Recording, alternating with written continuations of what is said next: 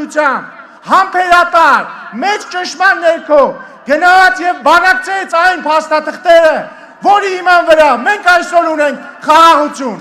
Արտաքին գործերի նախարար Արարատ Միրզոյան։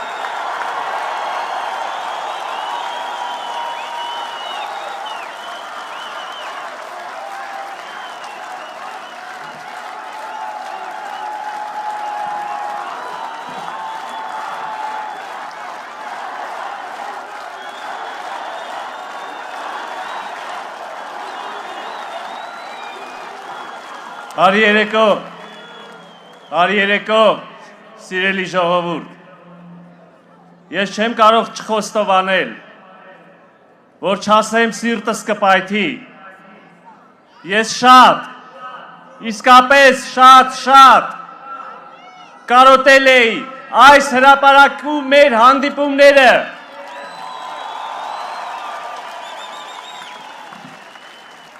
սիրելի ժողովուրդ,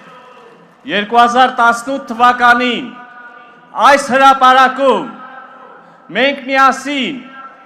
մեր խաղաղ պայքարով, մեր բաց ձեռքերով նվաճեցինք մեր ազատությունը։ 8 տարի անց մենք բոլորս միասին կրկին այստեղ ենք, տեր կանգնելու մեր խաղաղությանը, պաշտպանելու խաղաղության պայմաններում արժանապատիվ և երջանիկ ապրելու մեր իրավունքը, պաշտպանելու խաղաղության բերած զարգացման հնարավորությունները։ Այդ խաղաղությունը, սիրելի ժողովուրդ, կա, այն ունի ծննդյան վկայական, փաստաթուղթ, օգոստոսի 8-ի հռչակագիրը և նախաստորագրված խաղաղության համաձայնագիրը, փաստաթղթեր, որով ինչպես Հայաստանը Ադրբեջանի, այնպես էլ Ադրբեջանը Հայաստանի սահմաններն է ճանաչում և տարածքային ամբողջականությունը Խորհրդային Միության փլուզման պահին եղած սահմանների տրամաբանությամբ։ Այդ խաղաղությունը կա և այն մեզ նոր ապաշրջափակման և լոգիստիկ հնարավորություններ է տվել։ Հայաստանի բեռները անցնում են Ադրբեջանի տարածքով և Ադրբեջանի բեռներն էլ անցնելու են Հայաստանի տարածքով։ Երեկ, սիրելի ժողովուրդ, հունիսի 4-ին ես ստորագրեցի թրիփի վերաբերյալ Հայաստանի և Ամերիկայի Միացյալ Նահանգների միջև համաձայնագիրը,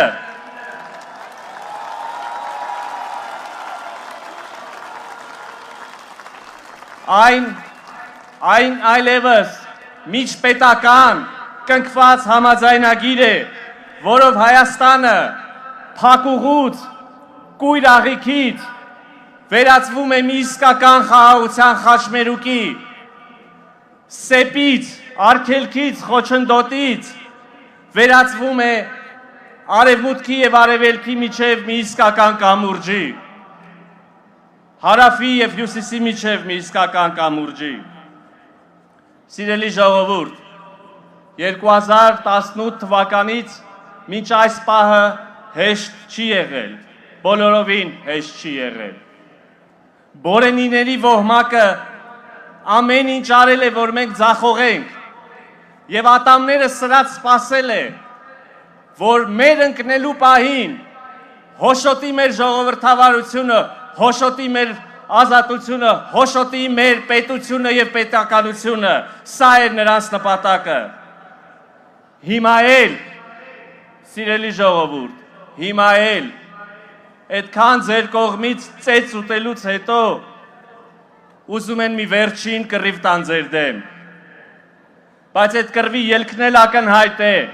այդ կռվի ելքն էլ որոշված է, և այն պարզ պատճառով, որ ձեզնից յուրաքանչյուրը անհատապես, մենակ, իր մեջ խորապես գիտակցելով բոլոր հալածանքները, ճնշումները, փորձությունների ծանրությունը, տարիներ առաջ իր մեջ որոշել է, որ ինքը չի հանձնելու Հայաստանի Հանրապետությունը, ինքը չի հանձնելու մեր ինքնիշխանությունը, ինքը չի հանձնելու մեր ազատությունը։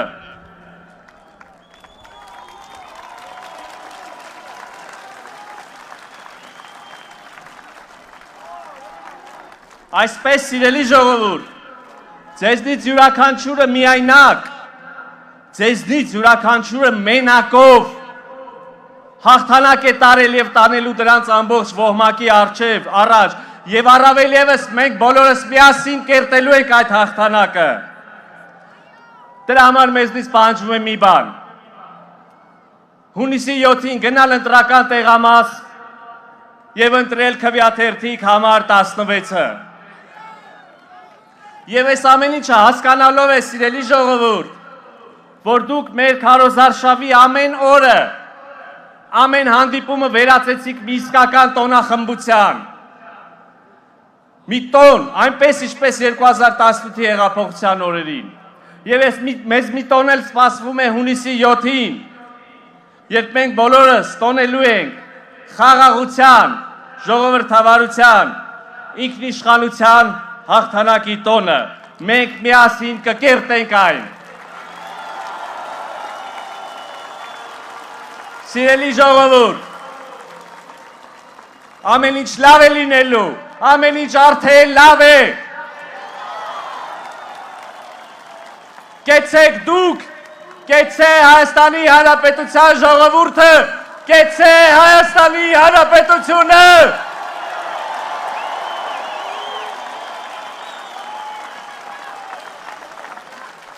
Սիրելի ժողովուրդ, այժմ ելույթ կունենա աշխարհի ամենահամար մարդը։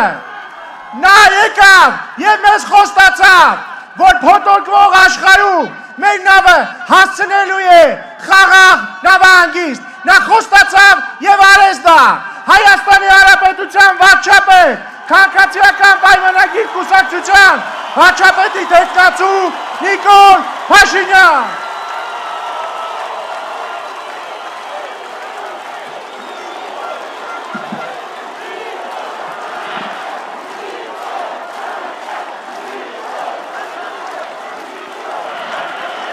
Սիրելի ժողովուրդ, Հայաստանի Հանրապետության հպարտ քաղաքացիներ, ողջունում եմ բոլորին։